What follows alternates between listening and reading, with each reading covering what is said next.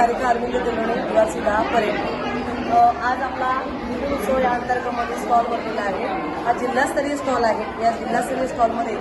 एकूण भारत अंतर्गतला स्टॉल त्यामध्ये तुम्हाला मी स्वर आणि कविता यावर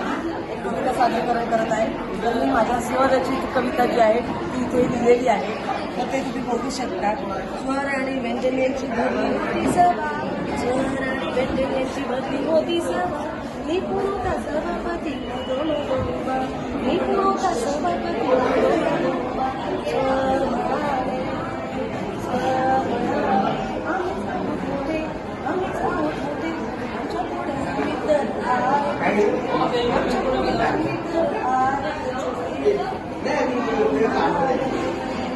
कसे कसे कसे व्यंजन म्हणाले आमच्याशिवाय तुम्ही तर आहेत कोरे, आमच्याशिवाय तुम्ही तर आहेत कोरे, एकूण म्हणाले सांगा पाहू कसे, सांगा पाहू कसे आला ऐटी बोलू लागला आणि झाला गप्प, मग आले बोलू लागले आ तोही झाला गप्प, स्वरांची बोलती झाली बंद, स्वरांची बोलती झाली बंद, आता आले व्यंजन आला बोलू लागला मग आले ध लागले बोलू ठ व्यंजनांना उमगले आपण नाही श्रेष्ठ तेही झाले गप्प, निपुण म्हणाले तुम्ही एक वा, निपुण म्हणाले तुम्ही एक वा, शब्दांची मजा सारी पहा, दोघे झाले खुश समृद्ध झाली भाषा,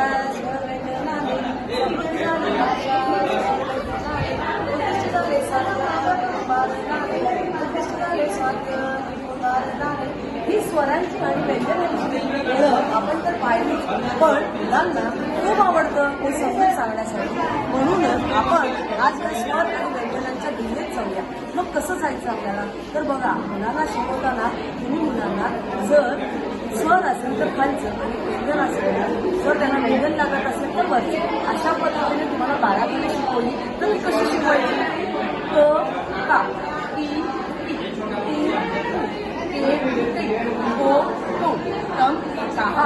पण आपल्याकडे आता 12 कडी राहिली नाही,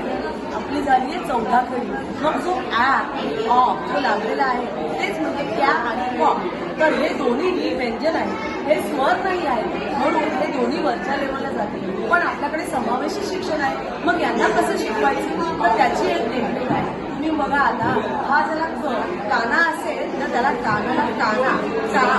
मग त्याची पहिली विलांटी ई, दुसरी विलांटी ई, मग पहिला उकार कु, दुसरा उकार कु, एक मात्रा के, 2 मात्रे कै, एक काना 1 मात्रा को, एक काना 2 मात्रे को, कम आणि कहा, म्हणजे आपले सर्वच विद्यार्थी यामध्ये पार्टिसिपेट करू शकतात। याच पद्धतीने आपण ही माझी शब्दभाग जी रचलेली आहे, त्या रचलेल्या शब्दभागामध्ये पहिलीचे विद्यार्थी येतात तेव्हा त्यांना आपल्याला चित्रज्ञान असतं,